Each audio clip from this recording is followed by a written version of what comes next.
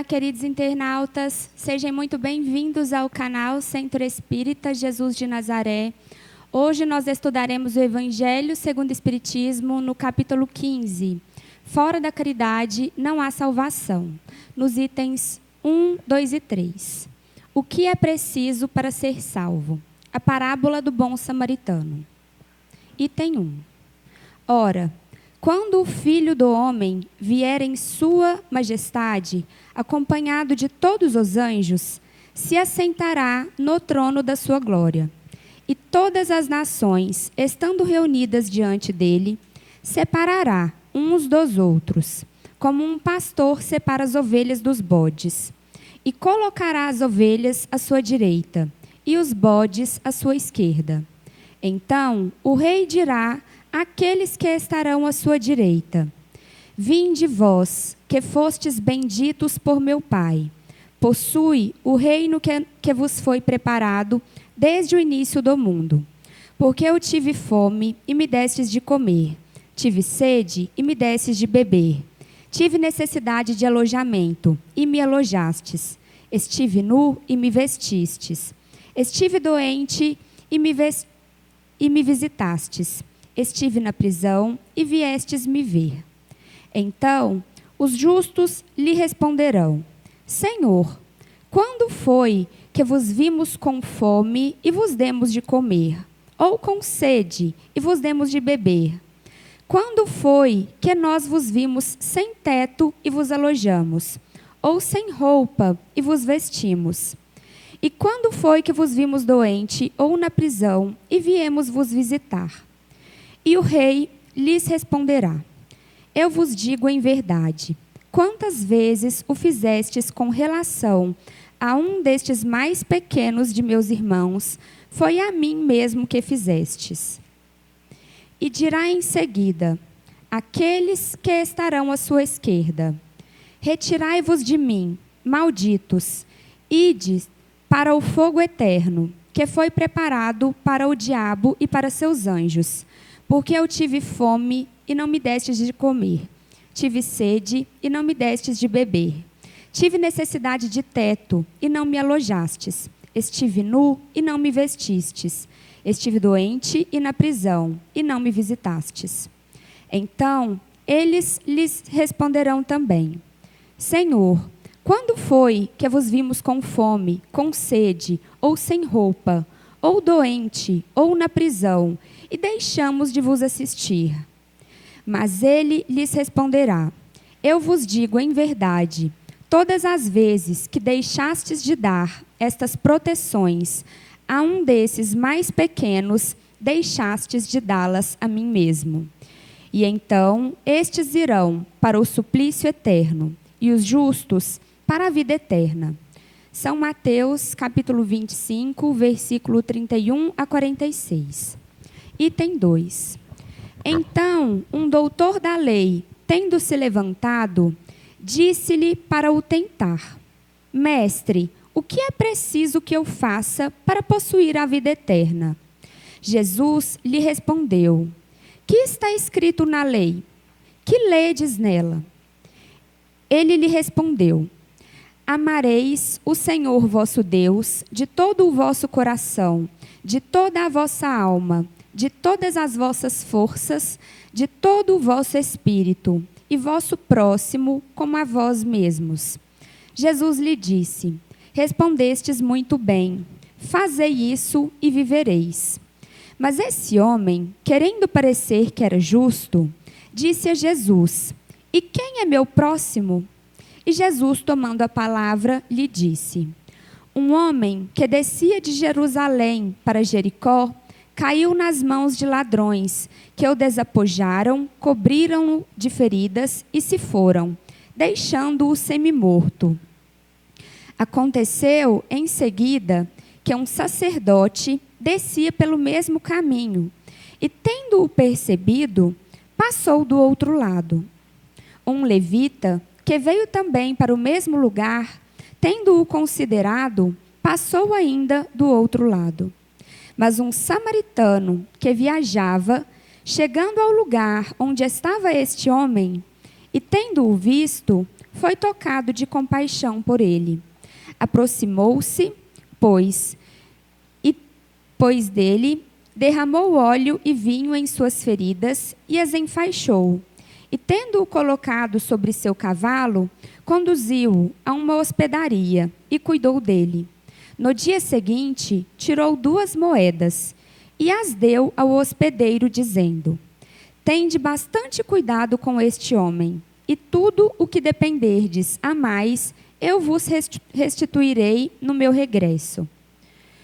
Qual destes 3 vos parece ter sido o próximo daquele que caiu nas mãos dos ladrões? O doutor lhe respondeu: aquele que exerceu a misericórdia para com ele. Ide, e lhe disse Jesus, e fazei o mesmo. São Lucas, capítulo 20, versículo 25 a 37. Item 3.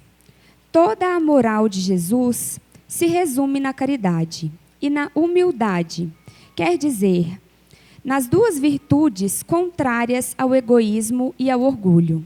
Em todos os seus ensinamentos, ele demonstra essas virtudes como sendo o caminho da felicidade eterna. Bem-aventurados, disse ele, os pobres de espírito, quer dizer, os humildes, porque deles é o reino dos céus. Bem-aventurados os que têm puro o coração. Bem-aventurados os que são brandos e pacíficos. Bem-aventurados os que são misericordiosos. Amai vosso próximo como a vós mesmos. Fazei aos outros o que quereríeis que vos fizessem. Amai os vossos inimigos. Perdoai as ofensas, se quiserdes ser perdoados. Fazei o bem sem ostentação. Julgai a vós mesmos antes de julgar os outros. Humildade e caridade, eis o que não cessa de recomendar, e ele mesmo dá exemplo. Orgulho e egoísmo, eis o que não cessa de combater, mas faz mais do que recomendar a caridade. Coloca claramente, em termos explícitos, como a condição absoluta da felicidade futura. No quadro que Jesus deu do julgamento final, é preciso, como em muitas outras coisas, separar a figura e a alegoria. Há homens como aqueles a quem falava, ainda incapazes de compreenderem as coisas puramente espirituais, devia apresentar imagens materiais, surpreendentes e capazes de impressionar. Para melhor ser aceito, devia mesmo não se afastar muito das ideias vigentes, quanto à forma, reservando sempre para o futuro a verdadeira interpretação de suas palavras, e pondo sobre os quais não podia se explicar claramente. Mas, ao lado desta parte acessória e figurada do quadro, há uma ideia dominante, a da felicidade que espera o justo e da infelicidade reservada ao mal. Nesse julgamento supremo, quais são os considerandos da sentença? Sobre o que dirige o inquérito? O juiz pergunta se cumpriu esta ou aquela formalidade? Observou mais ou menos tal ou tal prática exterior? Não. Ele não inquere, senão de que uma coisa, a prática da caridade.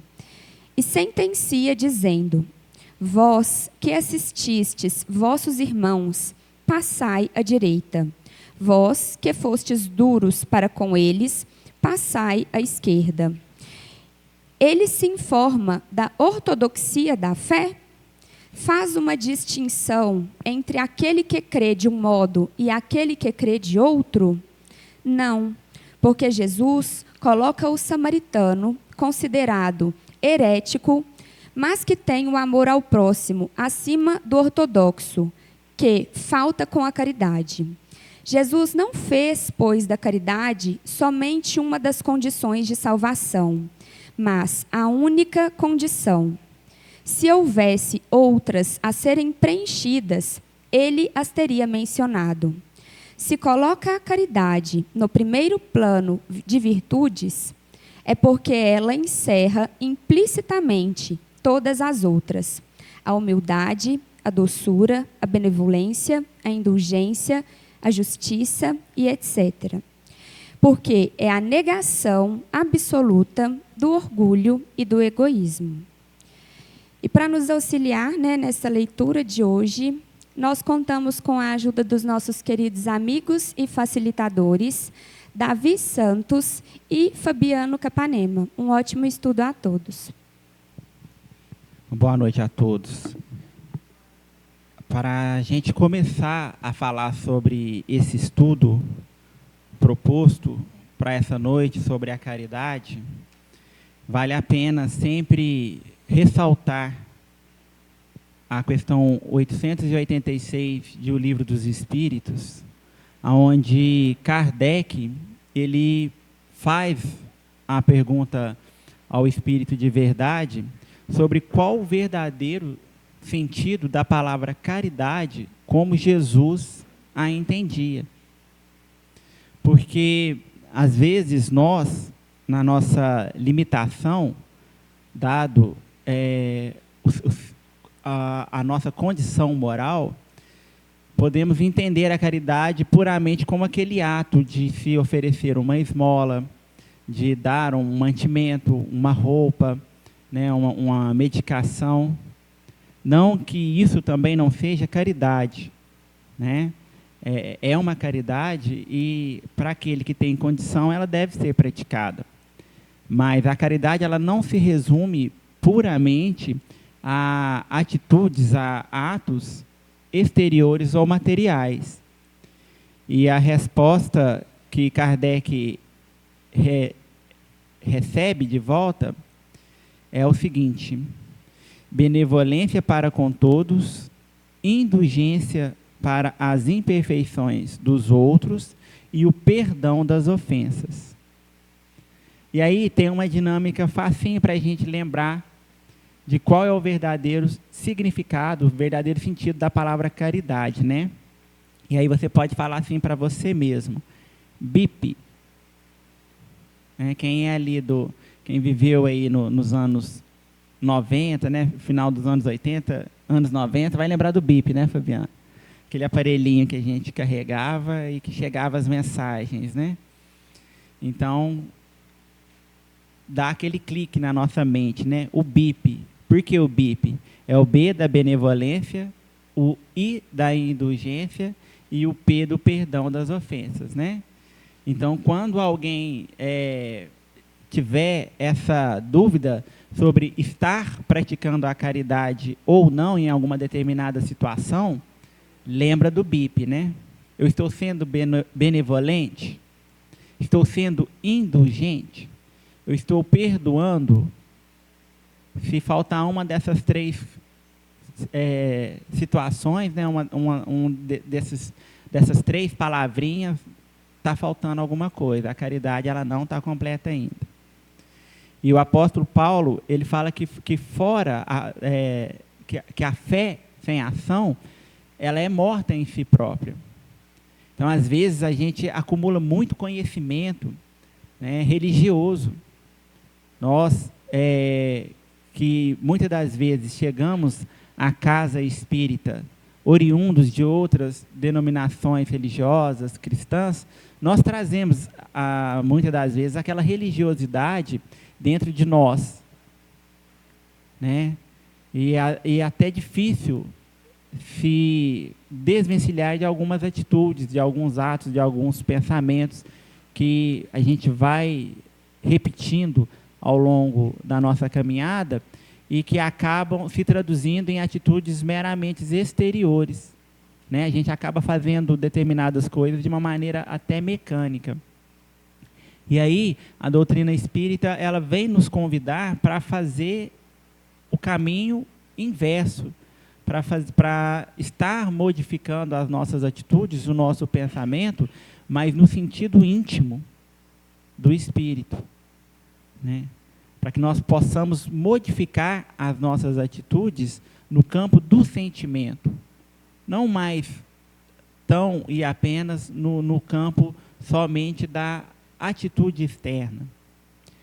eu separei 3 frases de um livro muito bacana, da psicografia de Chico Xavier. Ele chama Lázaro Redivivo, né, pelo espírito Irmão X. E aí no capítulo 19 a gente vai encontrar essas máximas. E elas vão nos ajudar quanto à reflexão sobre o verdadeiro sentido da caridade, como nós precisamos começar a desenvolver o sentido da caridade em nós. E aí ele fala assim: é por isso que a caridade, antes de tudo, pede compreensão. Não basta entregar os haveres ao primeiro mendigo que surja à nossa porta, para significar a posse da virtude sublime. É preciso entender-lhe a necessidade e ampará-lo com amor. Eu vinha para o estudo e eu conversava com a minha esposa sobre essa questão. Por quê?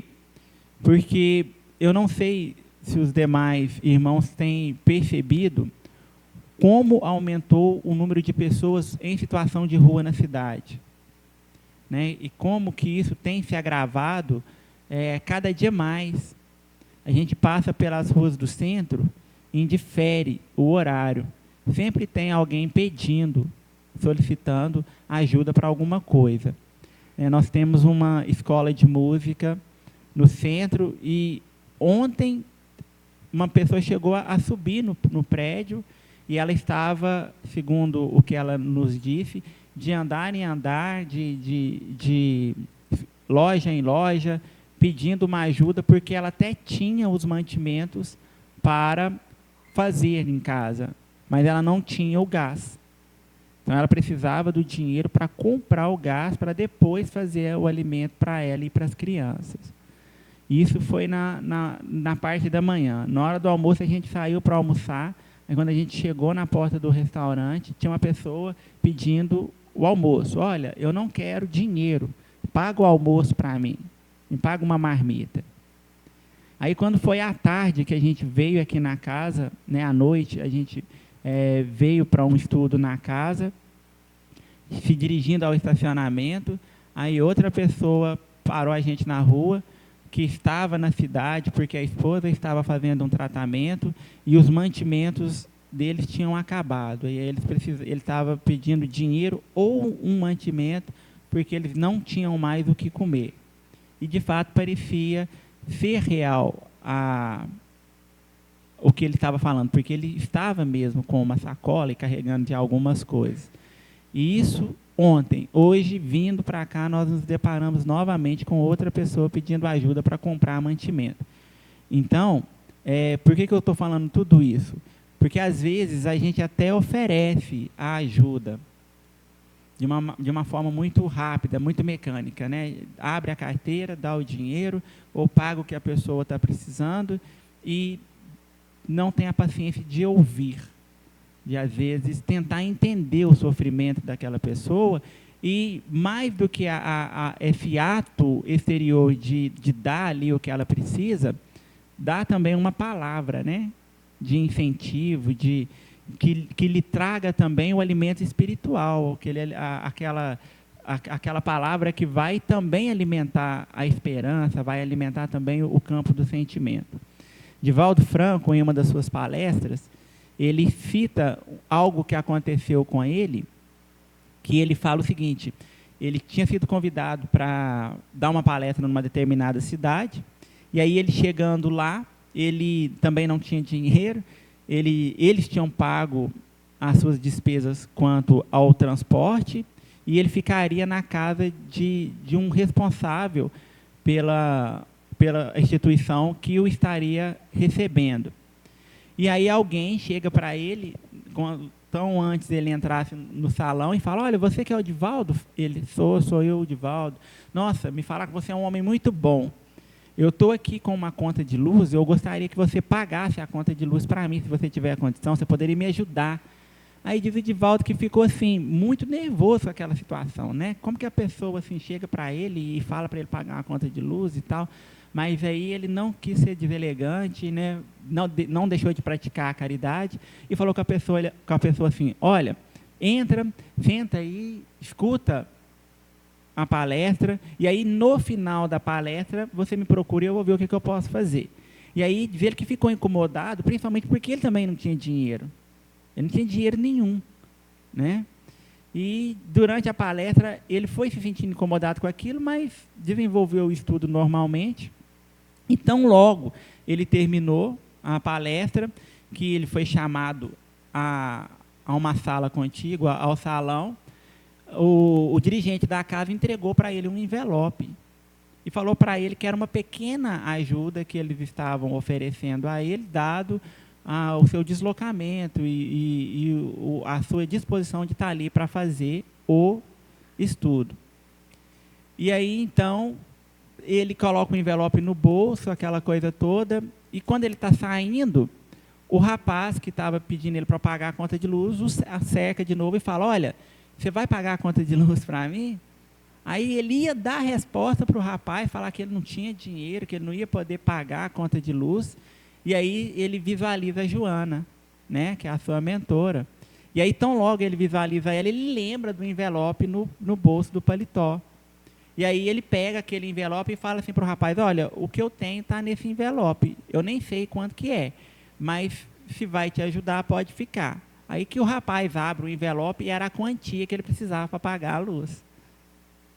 E aí a Joana fala para o Divaldo assim, né? Eu não sei, não vou conseguir falar tudo direitinho, mas resumindo, ela fala, olha, a gente estar na condição de quem pode dar, de quem pode oferecer, é melhor do que estar na condição de quem pede. Então, tão logo alguém chegue com uma petição até nós, que a gente possa olhar para a pessoa primeiramente com os olhos do coração e se colocar no lugar dela. E se fosse eu que estivesse pedindo? Como eu gostaria de ser tratado? Qual o tipo de resposta que eu gostaria de receber? Claro que seria o sim, né? Mas e se vai ser um não, como que eu gostaria de receber esse não?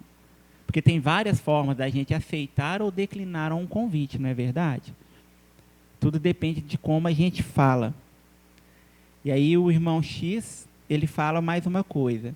De embaraçar-se dos aflitos, oferecendo-lhes o supérfluo, é livrar-se dos necessitados de maneira elegante, com absoluta ausência de iluminação espiritual. A caridade é muito maior do que a esmola. Foi o que eu acabei de falar, né? Não basta a gente simplesmente oferecer ali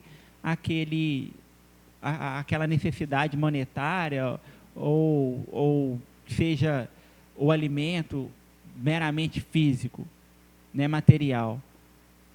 Fazer isso de uma maneira mecânica, de uma maneira sem dar a devida importância, é o mesmo ou quase como se não tivesse feito nada, porque tudo vai ser pesado para nós, né, naquele dia em que nós formos prestar conta das nossas atitudes quanto espíritos encarnados.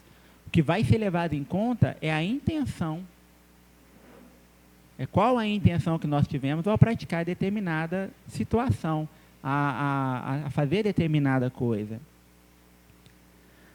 Para exercer o ministério sagrado da divina virtude, é necessário calar a tempo, desculpar as ofensas, compreender a ignorância dos outros e tolerá-la. Sofrer com serenidade pela causa do bem, ausentar-se da lamentação. Será que nós temos praticado isso? Será que nós temos nos calado a tempo? A gente anda tão acelerado com o mundo, da forma como as coisas estão, que às vezes as pessoas estão falando com a gente não dá tempo nem da pessoa terminar de falar. Aí a gente já atravessa o assunto porque se acha conhecedor do que o rumo que a conversa vai tomar ou o que a pessoa está querendo dizer. E aí, na maioria das vezes, acontece. Mas não era isso que eu queria dizer, não é assim que a gente ouve? Eu ia falar, era isso. desculpar as ofensas. A gente anda tão armado, não é verdade? É o toma lá, dá cá, né? Às vezes a pessoa fala alguma coisa e aí a gente quer logo retrucar. Porque o orgulho e o egoísmo às vezes fala tão alto dentro da gente, e eu posso falar isso de mim, né? Eu não posso falar dos demais, que a gente não deixa barato, costuma não deixar barato, né? Mas fulano não tinha o direito de falar isso comigo, mas eu tenho o direito de falar o que eu quiser. Não é assim que a gente pensa na maioria das vezes? A gente expor a nossa sabedoria, né?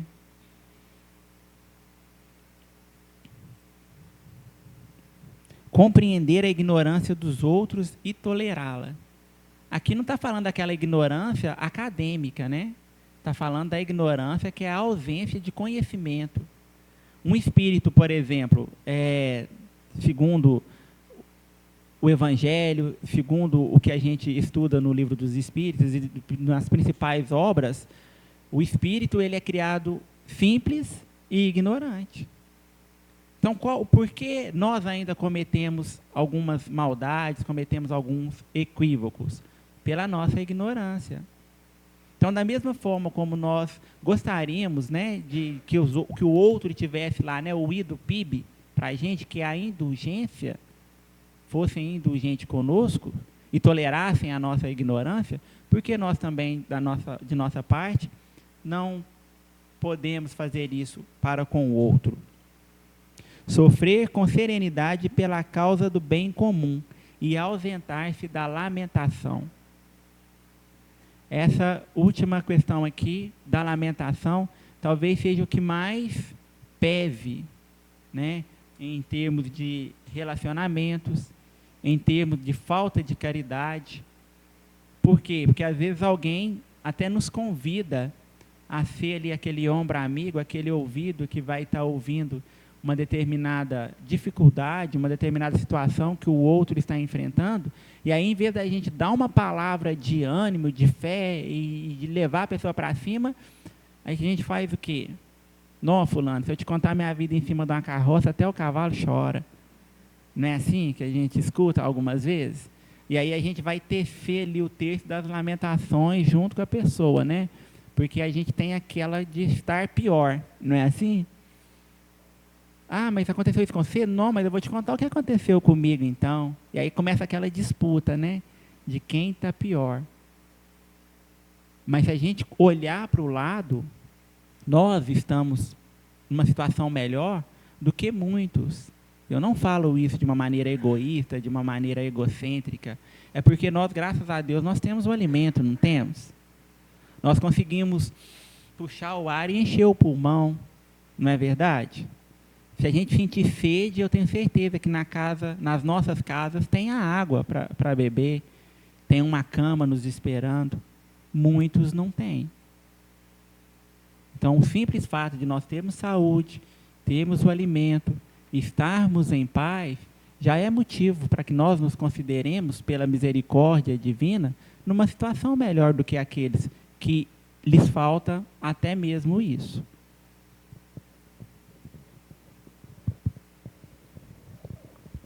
É muito interessante o comentário do Davi, porque a gente tem que exercitar essa sensibilidade, esse olhar fraterno, porque muitas vezes, na própria necessidade de buscar a subsistência das nossas existências na matéria, a gente foca muito e de maneira mais ampla, a gente tem que ter esse olhar caridoso, esse olhar também de alteridade que o Davi mencionou, de a gente se colocar no lugar das pessoas. Então, estamos todos nós, atualmente, cada um de nós aqui tem os seus problemas. Nenhum de nós vive a atual existência em regime de exceção.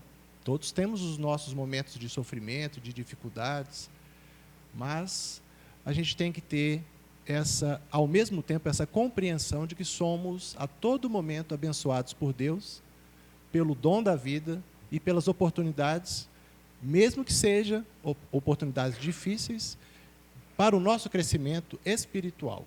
Porque o verdadeiro patrimônio e um dos objetivos mais importantes de nós estarmos reencarnados é de buscar a nossa ascensão, a nossa redenção espiritual. Buscando através do estudo, buscando através da convivência, da interação no lar, no ambiente de trabalho, em sociedade, na casa espírita ou em qualquer outro templo religioso, buscar essa interação sempre com aquele olhar caritativo, de enxergar no outro também um irmão em Cristo. Somos todos filhos do mesmo Pai. A gente, se pudermos, esforçarmos diariamente nessa busca de ter esse olhar, né, é importante que a gente faça isso. Então, complementando a fala do Davi, em alguns aspectos, porque ele abordou com muita propriedade a temática, eu vou ler alguns trechinhos para que a gente possa fazer alguns comentários complementares. Nesse capítulo do Evangelho segundo o Espiritismo, que é o capítulo 15, Fora da caridade não há salvação, o próprio título já é muito sugestivo. E se nós formos avaliar a extensão dessas pequenas palavras, mas do alcance em nossas vidas, quer dizer, está falando para a gente, não adianta se nós estivermos com miopia espiritual e buscarmos satisfação nas coisas puramente materiais, alcançarmos felicidade. Óbvio que a gente tem aquela satisfação de ter alcançado alguma meta, seja qual ela for, de aquisição e posse daquelas coisas que a gente sabe que, em termos espirituais, são efêmeras, são passageiras. A gente encontra, sim, momentos de felicidade, mas o Cristo nos ensina que fora da caridade não há salvação. Essa fala está lá nas obras básicas. Allan Kardec, ele vai cunhar essa frase, porque naquela época do século XIX falava-se que fora da igreja não há salvação. E nós sabemos que Allan Kardec, uma pessoa extremamente sábia, bondosa, ele dá uma remodelada na frase, mas baseado nos ensinos, na Boa Nova do Cristo, falando para a gente que realmente, se nós quisermos buscar as coisas de Deus com muito mais predominância sobre as coisas do mundo, a gente precisa trilhar esse caminho do amor. O amor próprio, não no sentido pejorativo, nós não estamos falando de egoísmo, mas o amar-se, compreender-se falível, com defeitos. Todos nós temos que buscar fazer essa reflexão. O próprio sábio da antiguidade já nos dava essa dica. Para nós podermos sermos melhores, a gente tem que fazer uma reflexão sobre nós mesmos. Qual o estágio que eu me encontro atualmente? Quais os meus defeitos, as minhas fraquezas, as minhas potencialidades, o que eu preciso aprimorar? Então, quando nós nos dotando de humildade, porque nem sempre é fácil fazer essa reflexão, essa autoanálise de si mesmo, porque o orgulhoso, eu sou uma pessoa orgulhosa, estou lutando contra mim mesmo para ser mais humilde. O contraponto ao orgulho é a humildade. Mas, a partir do momento que, pouco a pouco, eu enxergo essa necessidade de buscar as coisas de Deus e de fazer essa reflexão sobre mim mesmo, o que eu preciso melhorar, eu passo, então, a fazer essa autoanálise e determino para mim, nesse aspecto aqui, no relacionamento interpessoal, eu preciso melhorar. Então, todos os dias eu vou empreender esse esforço, o esforço pessoal, intransferível, de evolução espiritual. Todos nós podemos nos ajudar. E o tema de hoje fala exatamente sobre isso, a caridade. Mutuamente, se nós nos congregarmos em cidadãos, compatriotas, se nós nos congregarmos no aspecto de religião, de trabalho, de convivência de um modo geral, se nós tivermos essa visão de que juntos nós podemos mais, dentro de poucos anos a gente vai remodelar a face da humanidade, a face do planeta Terra. Por quê? Se nós enxergarmos a necessidade de avançarmos intelectualmente, moralmente, de investirmos no processo educacional dos nossos filhos, de nos influenciarmos, porque o Cristo, ele veio 2000 anos atrás, mas ele nunca deixou de estar conosco. É aquele Espírito puro que recebeu de Deus a incumbência de se tornar um governador espiritual de um planeta que está, neste planeta que está uma humanidade terrestre de encarnados e desencarnados. Então, este irmão maior sempre esteve conosco, está conosco neste momento. Não há necessidade, igual as pessoas, Jesus vai voltar. Jesus esteve conosco. Ele estava e sempre estará, por toda a eternidade. E ele, recebendo essa incumbência de Deus, de não deixar nenhuma de suas ovelhas se perder do caminho, é aquele irmão que manda os seus prepostos, espíritos superiores, que inclusive participaram da codificação junto, apoiando o codificador Allan Kardec. Esses espíritos superiores receberam o comando de Deus, de Jesus, este governador espiritual do planeta Terra, e eles estão há todos esses séculos nos influenciando para que a gente possa avançar a nossa compreensão acerca da nossa realidade espiritual. Somos todos viajantes que estamos na atual existência como se fosse uma estação, que daqui a pouco estaremos embarcando em uma nova viagem. E este processo de progresso é contínuo. Ora estaremos aqui, ora estaremos empreendendo novas caminhadas, ora estaremos nos desviando do caminho. Daí vem a necessidade do sofrimento para nos reposicionar, que a gente vai, então, despertar a consciência para... Ninguém quer sofrer, nenhum de nós quer sofrer. E como eu deixo de sofrer? O Cristo já está nos dando o caminho, a orientação. Fora da caridade não há salvação. A lei de amor, essa lei universal, não é só nesse planetinho pequenininho do sistema solar, dessa galáxia e desse universo infinito. Nós temos humanidades habitando em todos estes mundos, além do nosso planeta, nosso pequeno planeta. Mas essa visão nossa que nós temos que desenvolver, de que somos esses espíritos que estamos aqui neste mundo, desenvolvendo e com a responsabilidade de também contribuirmos no social. Então, fora da caridade não há salvação. E o Cristo fala nesse pequeno trecho do Evangelho: vinde, benditos de meu Pai, tomai posse do reino que vos foi preparado desde o princípio do mundo. Porquanto tive fome, e me destes de comer. Tive sede, e me destes de beber. Careci de teto, e me hospedastes. Estive nu, e me vestistes. Achei-me doente, e me visitastes. Estive preso, e me foste ver. Então é o que Davi estava falando. A caridade, ela não é praticada só pelas questões materiais. Então, se nós pudermos devotar os nossos tempos, que todos nós temos que fazer um particionamento do tempo, porque senão a gente vai sempre ter um subterfúgio. Eu não tenho tempo. Mas se a gente nos organizar, nós podemos ser muito produtivos, tanto na prática da caridade material, quando assim se fizer surgir o momento e a necessidade de atuarmos, quanto na prática da caridade moral, que é esse momento de conversar, igual o Davi estava falando, de você oferecer um ombro amigo, de você escutar. A gente precisaria de fazer cursos de oratória e de escutatória também, porque escutar é muito importante. Porque às vezes a pessoa quer que você escute e ela quer chorar para você. E você tem que se condoer, se compadecer. Igual o Davi também falou, a gente tem que se colocar no lugar do outro. Então, quando Cristo fala assim, vinde, Ele está nos chamando, a todos nós.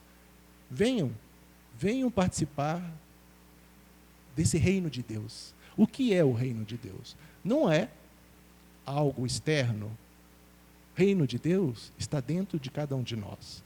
Então, a partir do momento que nós enxergarmos as nossas potencialidades, enxergarmos as nossas potencialidades, porque Deus nos criou a todos perfeitos. O Davi agora mesmo falou, fomos criados simples e ignorantes. Enquanto princípios inteligentes, não éramos ainda nem espíritos.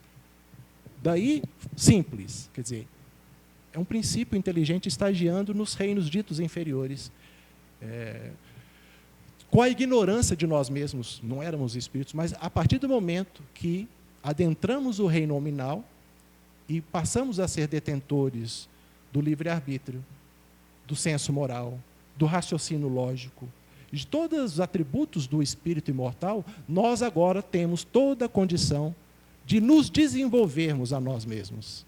Não será o patrimônio, a aquisição do espírito imortal, essa individualidade que vai sendo construída a partir das várias existências, até chegarmos no momento que nos encontramos hoje, não será algo delegável, depende de nós.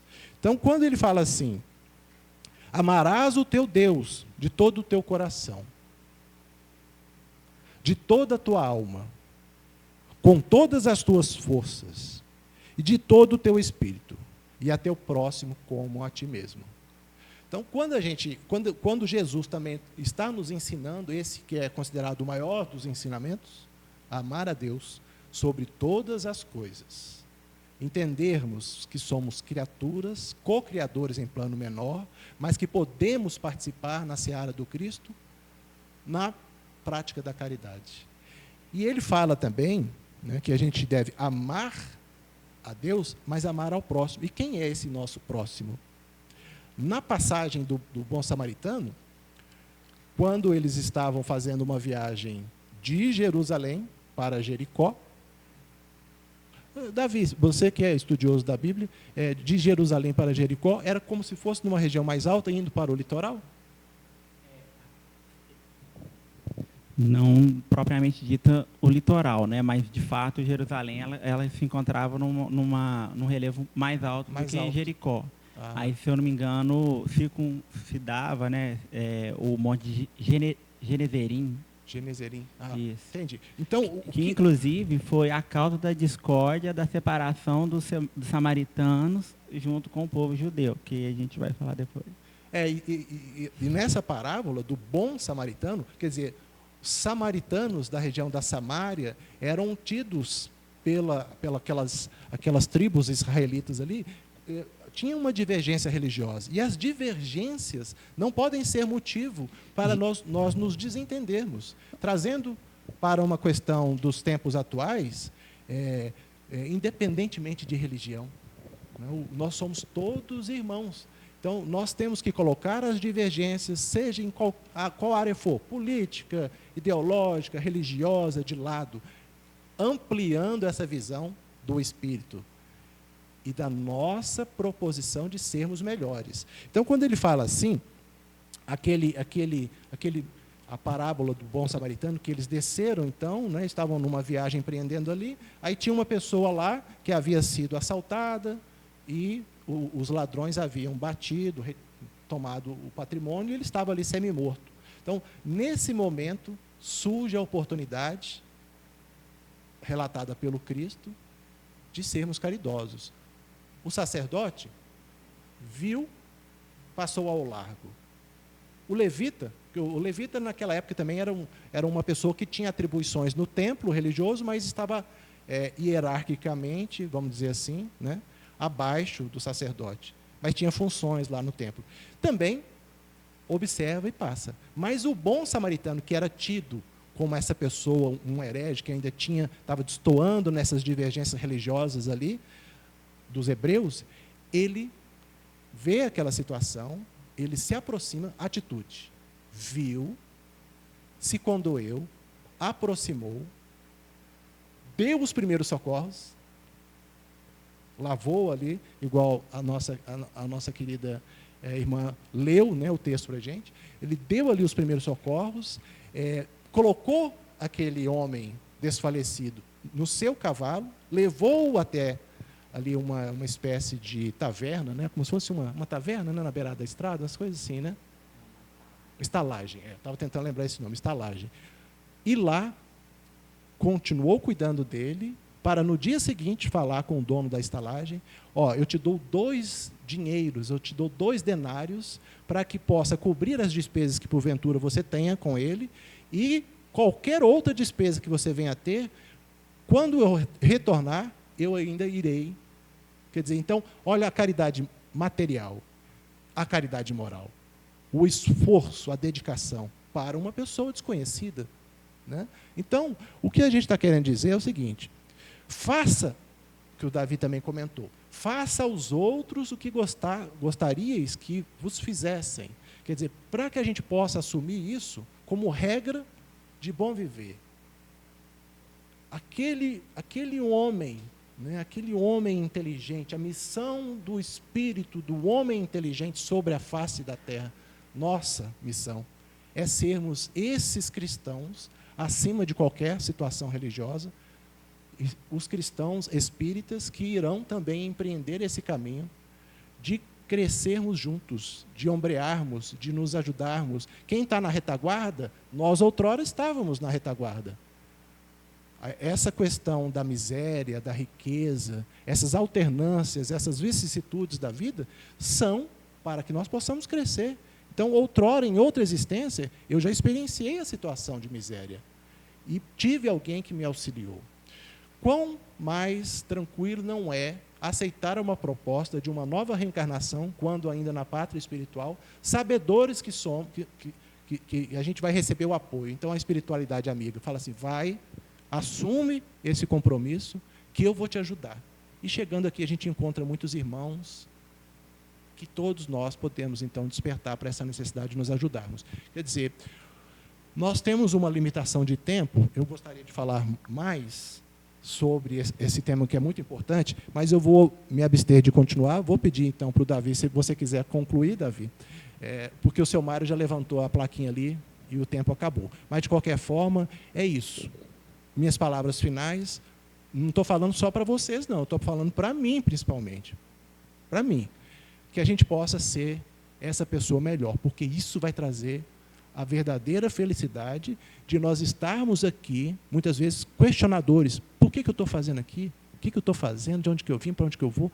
Não tenhamos dúvida de onde iremos. A fé raciocinada, que é a doutrina espírita, nos mostra a nossa destinação a partir do momento que construímos no presente o nosso futuro.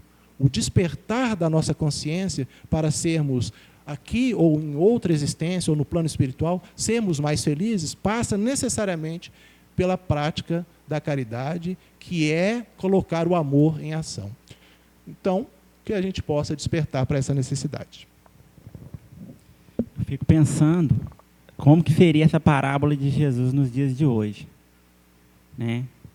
Se a gente for refletir de como que seria essa parábola de Jesus no dia de hoje, seria mais ou menos assim, né? O sacerdote, ele lá ia, e aí ele viu o assalto, filmou e colocou no Facebook. O levita passou, tirou uma selfie com o que foi assaltado e mandou no grupo do templo. Olha, tem um rapaz machucado aqui na estrada. E aí, quem socorreu de fato foi o samaritano, né? Eu penso que, se fosse nos dias de hoje, seria mais ou menos isso. Porque nós vivemos num momento em que as pessoas, de uma forma, talvez vou colocar minoritária, mas infelizmente é o que aparece mais, né? Elas estão mais preocupadas em divulgar do que em agir. Então, às vezes, a gente vê muita coisa nas redes sociais, mas a gente não vê tanto aquela pessoa que se dedicou tanto a divulgar uma determinada causa, uma determinada imagem, preocupada também em dar sua parcela de contribuição, né, para que aquela situação seja resolvida.